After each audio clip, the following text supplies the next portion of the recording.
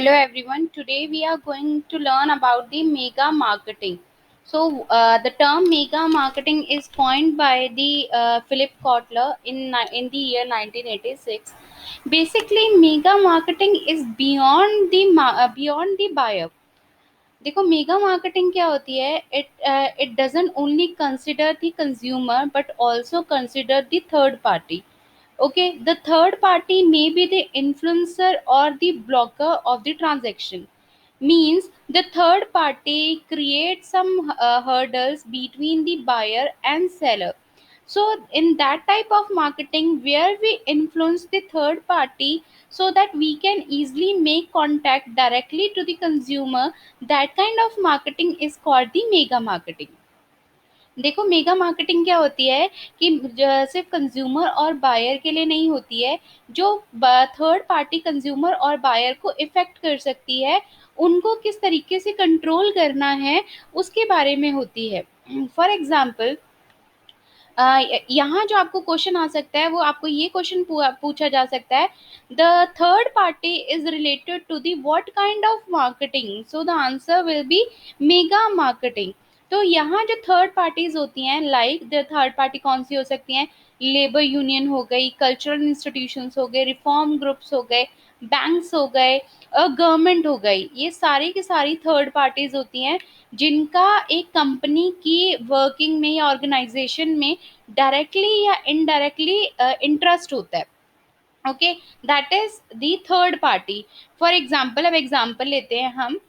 जैसे यहाँ बायर और सेलर और थर्ड पार्टी है, तो ये जो थर्ड पार्टी है वो क्या हो सकती है? इट कैन बी ब्लॉकर और also influencer. Influencer may be it they have the positive effect on a blocker. That's why, because they create hurdles and blocking the transaction between the seller and buyer. That's why we call the third party blocker and influencer. So question ऐसा भी आ सकता है कि blocker और influencer जो है वो किस टाइप की मार्केटिंग के साथ एसोसिएट करते हैं.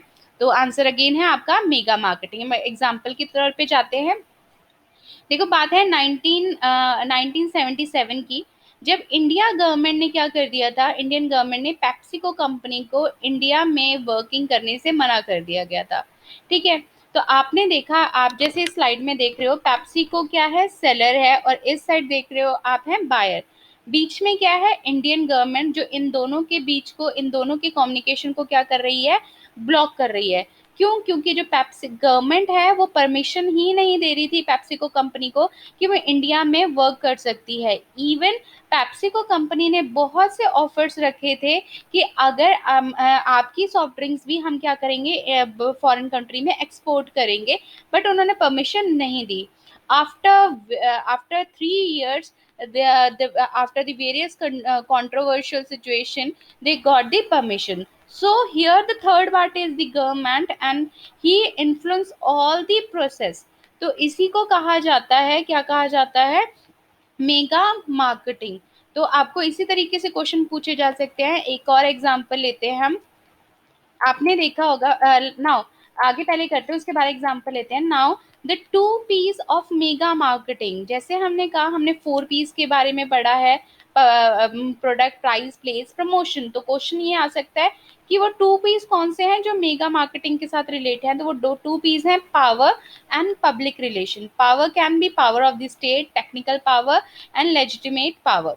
पावर कुछ भी हो सकती है. फॉर एग्जाम्पल, यहाँ गवर्नमेंट के पास पावर थी कि वो इस डिसीजन को कंट्रोल कर सकता है, और आपके पब्लिक के साथ कैसे रिलेशनशिप है वो भी थर्ड पार्टी जो है वो इफेक्ट करती है. तो मेगा मार्केटिंग के जो 2 पीस हैं वो है power and public relation. So like the power of the state, यानी कि गवर्नमेंट की बात की है. टेक्निकल पावर कि आप किसी चीज़ में एक्सपर्ट हो.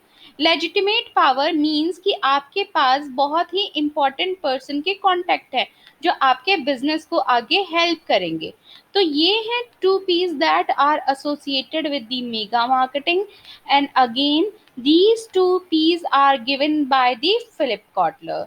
सो हमने पढ़ा मेगा मार्केटिंग के बारे में कि मेगा मार्केटिंग क्या होती है और कौन से 2 पीस हैं जो इसके साथ एसोसिएट होते हैं. So thank you very much.